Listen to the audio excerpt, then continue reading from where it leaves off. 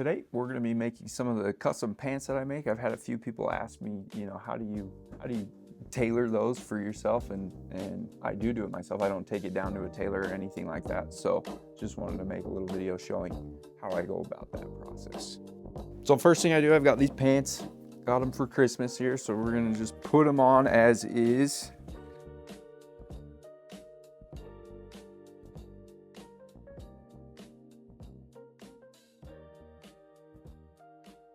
Okay, so we got them on. You can see here, there's my knee a little bit.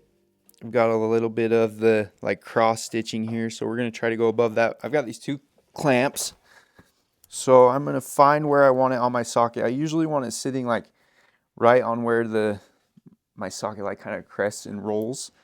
If I have it lower down here where the knee joint is, sometimes it gets caught in there, pulls down, so I like to go a little bit higher up. So sitting here, I'm going to stand back up and see, okay, I probably want the bottom of my stitch to be about there. So I'm going to clamp that and clamp that.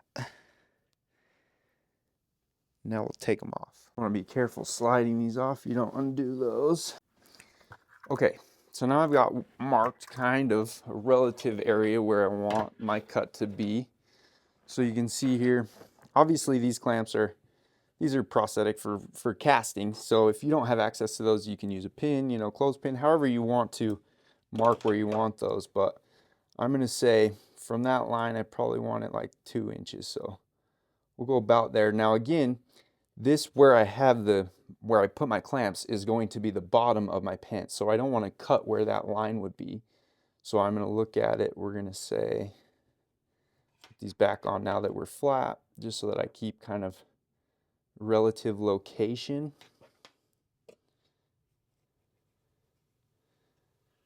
So I got that there. So I'll say, to give us room to stitch and everything, I'm probably going to cut right above where that cross stitch is. Get that cross stitch out, so it's going to make things hard to sew. But still, and also you want to, during this time, you really want to make sure you don't cut both legs. I've done that before.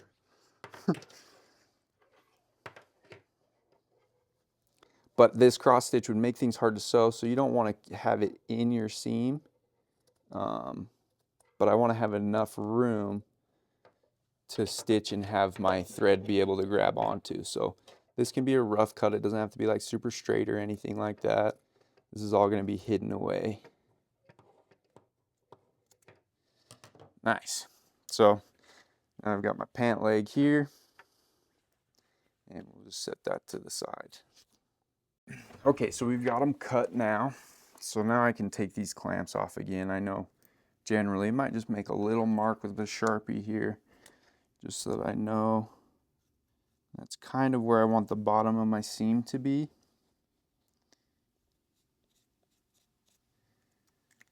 And then we'll take those off. So now maybe you can kind of see on there, you got a little mark.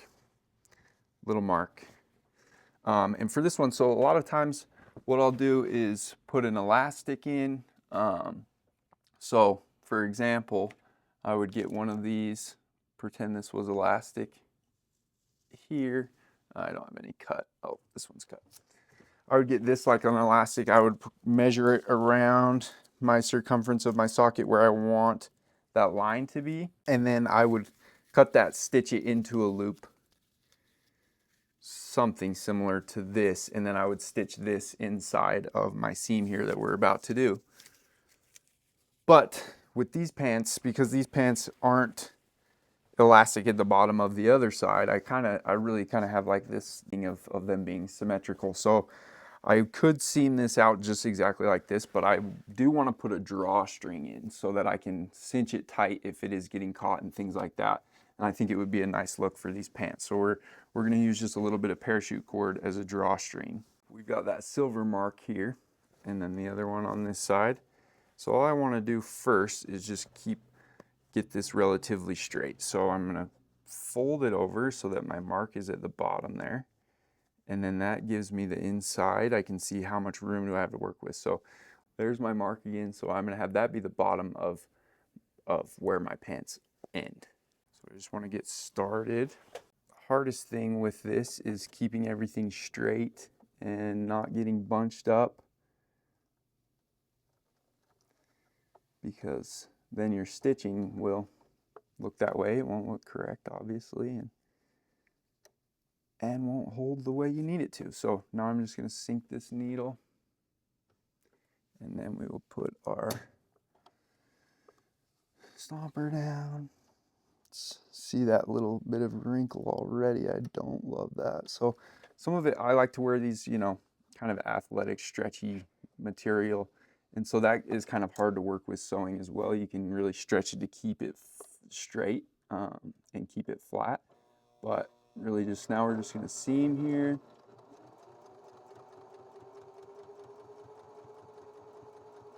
Trying to stay as straight as I can. Not bump the camera, knock it over either.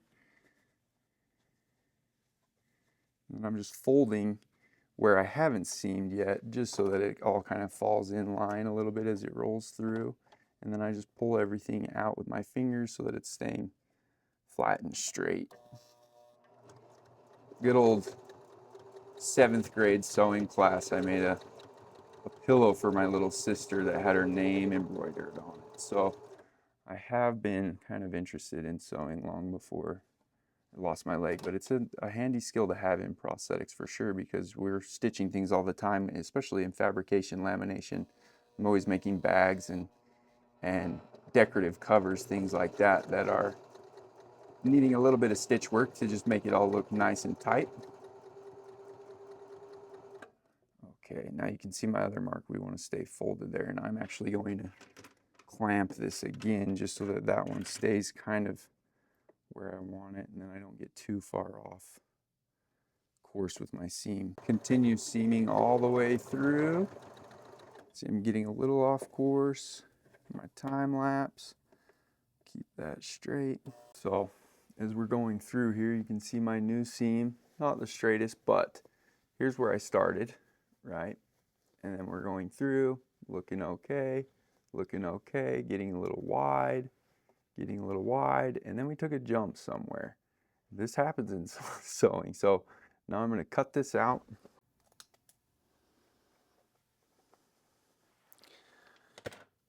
Take this tool, and we're just going to unthread that little spot where it had jumped. We're just going to take this section out because you can see it's not in line with the rest of mine. So take this little tool, and then you can just pull it apart here a little bit. Really better to go from the inside here and pull this out this way. Honestly, I have to do this at least once, usually more than once when I make pants. It's always just a little bit of keeping things in line is difficult. Okay, so we got that pretty well cleaned out. Doesn't look amazing because that stitching is there, but that's okay. And then this really was a good spot to stop anyways, because we do want to get our string in there before we get it all stitched up. So I cut these 2 little holes here on the outside of my pants. Then before we stitch anymore, we're going to take this drawstring. I'm just going to clamp it in here like that. And then we're going to feed this through this side to that hole over here. Boom. Now we got one side. And we're going to do the same on the other. So now I've got somewhere to access the drawstring when I want to tighten it. And I'm just going to pull it as loose as I can as we finish stitching just a little bit. Oh, I pull it out. So I'm just going to tie this off so I don't do that again. Tie it off in a loose knot here. Now really, even what I'm going to do is take my clamp, get that rolled to where I want it, where it all looks pretty even,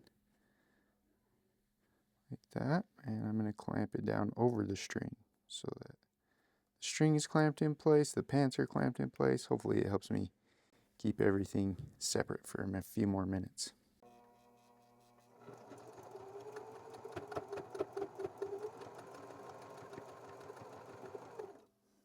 So the last thing here is just, I've got, these loose threads, so we're just gonna tie those off.